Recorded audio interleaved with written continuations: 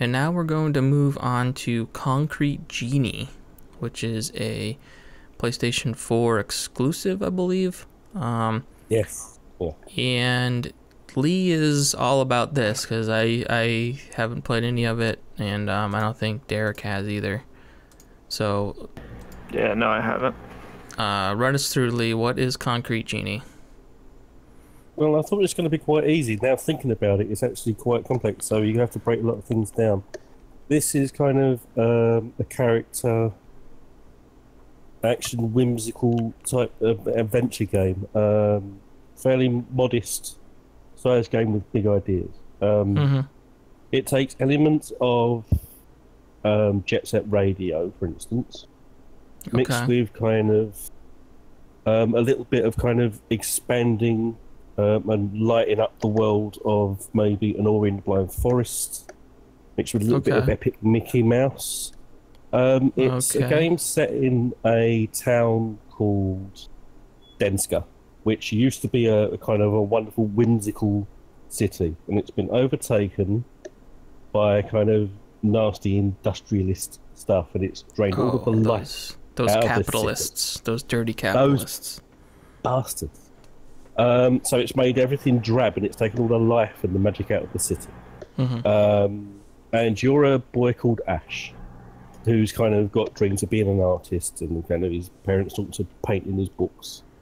And but it's a beat down city, and he's a bullied boy. And bullies attack him and take his book of those bastards and take his book of art and throw pages across the city, kind of magically. So you've got to go and find your pages of your book because you're sad. And on your travels, you find a magic paintbrush that helps you kind of married with the pages you find from your book. It turns everything magical, and you can use murals on the wall to kind of paint your way through puzzles to unlock, not quite a Metroidvania, but definitely unlocking stage by stage part of the city.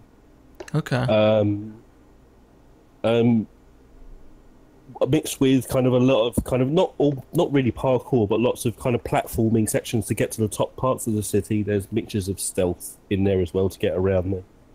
Around it sounds the bullies, whimsical, but yeah.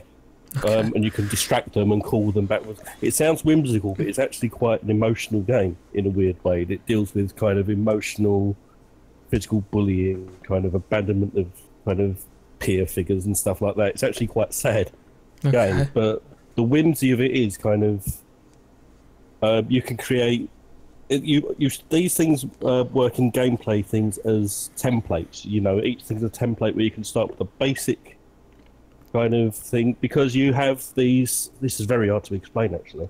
You have kind of these puzzles. Okay, so on a wall. Yeah, so you got a puzzle on a wall. What do you do?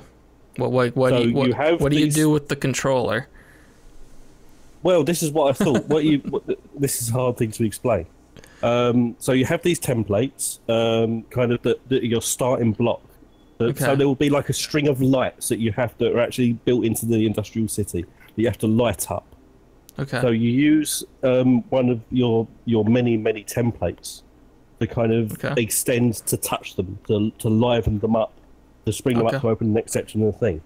So, but the template is very small. You use your artistic kind of ideas and your thoughts within the template that you pick to extend it to actually kind of, so you have an artistic interpretation of how you get to that, which I thought was going to be on the touchpad. On the thing, but it's not. It's actually motion controlled. So it's tipping with a 6-axis and stuff like that, which at first is quite daunting, but after about 10-15 minutes, it's really intuitive, and you really get to create smooth lines and kind of winding reeds to the top. You can be quite creative. You're not really bound as well to kind of just stick it to puzzles. You can be as creative as you want on any wall you can find in the city. So if you just want to go and paint, you can paint. Yeah. But the one thing you can do is create genies.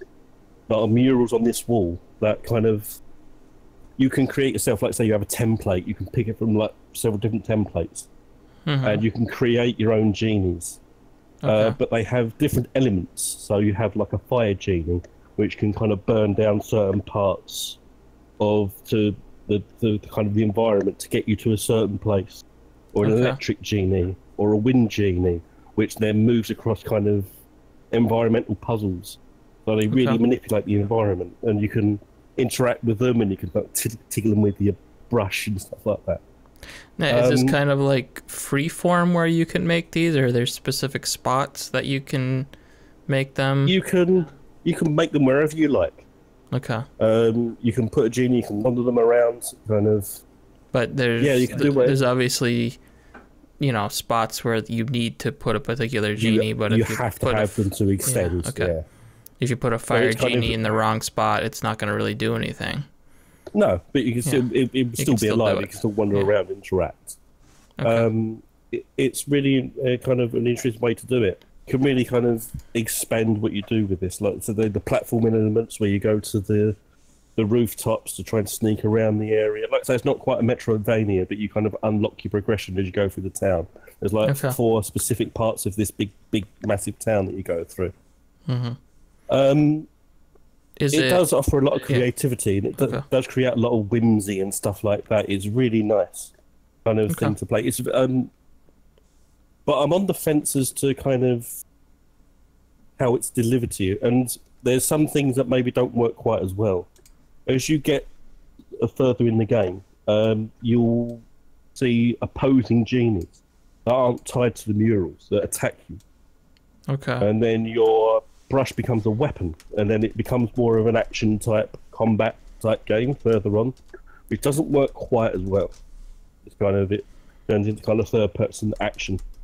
Yeah, kind of like attack them with your brush. Kind of like forced combat when it probably wasn't needed in the game. Not so much. I mean, it works within the concept of the game, but it's kind of the way you deal with it. Maybe is not quite as well implemented.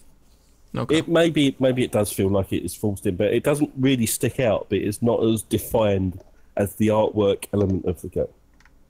It's a really nice game to look at. It's really nice. Have you seen the murals? I think you've seen what it looks like. Yeah, I'm looking at some screenshots now. Yeah, it looks very. It's nice. It looks very nice. Yeah, to see them move around. It's not quite on the level of maybe a Ratchet and Clank kind of really refined character action game, but it's not quite a knack either. It's in the middle. I think the kind of maybe the problem with it is, for me personally, it feels very truncated. You have an opportunity after you've completed the game to come back and pick up more murals, more pages to paint murals. But you can get through the game in probably about 5 hours. Oh, so it's a short game. It's a very short game for kind of a £40 thing. That's fine.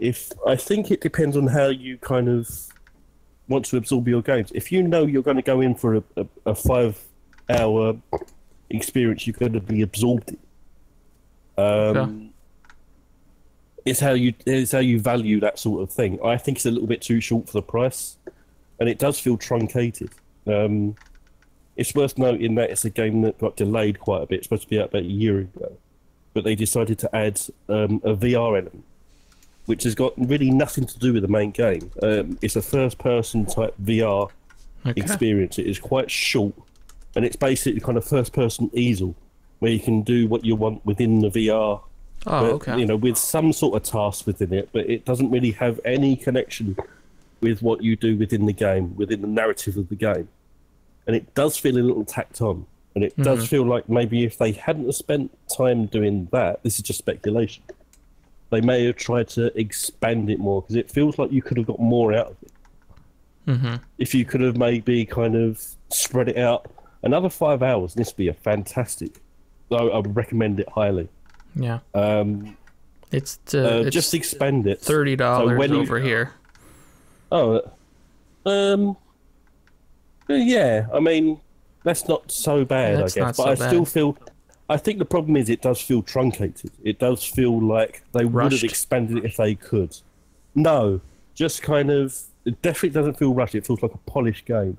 It just feels like. No, I mean we rushed don't in have time terms of to- like, okay, we got to wrap this up. Like, Yeah. like the story and stuff like that. Yeah, we would have expanded this more if we had the chance, because it kind of maybe the latter combat. If they had a chance to expand the game, maybe add another 5 hours into it and expand it. That combat thing might have been more easily like inserted into the game, Yeah. and it might have flowed even and just like banging in about like 2/3 of the way through. And like, here's some combat for you. It's like, whoa, what's Okay. going on here? Maybe And, they might have time to flesh it out and like have the flow of the game more. But it feels like it's kind of we have to wrap it up. But it's a really interesting game. It's like I say, if you like, I don't mind if I pay 30, 40. I mean, it's 40 here, but 30 there. I don't mind if I pay that because I know I'm going to get the experience that I want from 5 hours. I would highly recommend it. It's really kind of more deep than you would think it is, more rewarding than you think it is. Did you ever play Okami? Yes. Is the painting kind of like that? A little bit. Okay. A little bit. It's a lot more fluid to paint in that. Okay.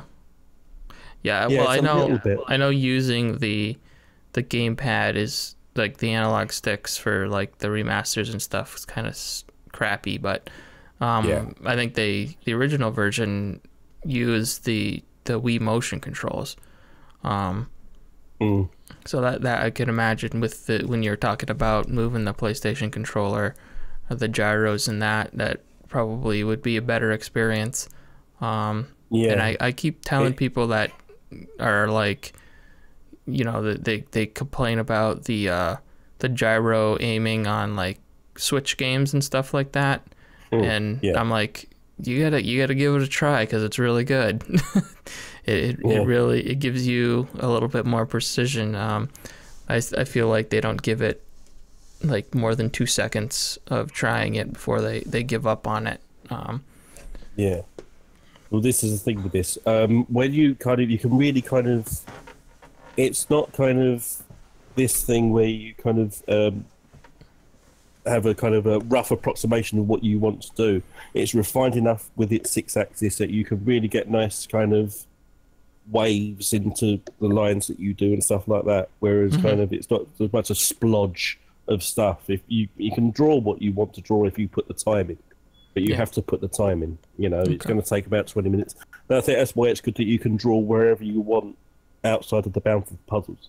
Because then you can experiment. You can just do any music you like. And it really, it did really remind me of of Ori in a weird way. Just lighting up the area, kind of bringing life and colour back into when you say also the tone of the game sounds like a little melancholy.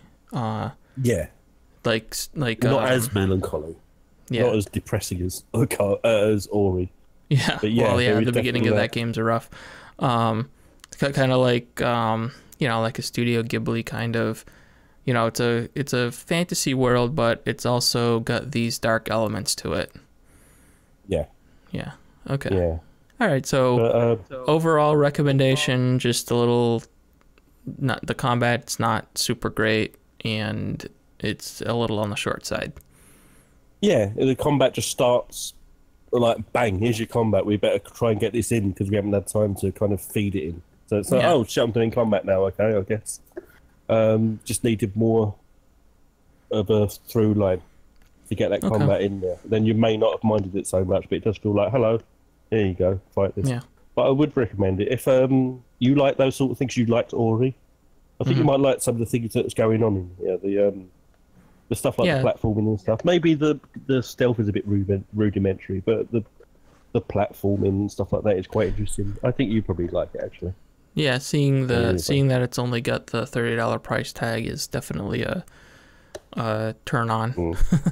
Thank you for joining us in this very special episode of Voxel Viewpoint. If you'd like to hear or see more, please consider subscribing to us on your favorite podcast app, subscribing to us on YouTube, or visiting voxelvoice.com, where all of our great content comes together in one place. Also check out the Voxel Voice Facebook group, where you can join in on the discussion with a great, like-minded community.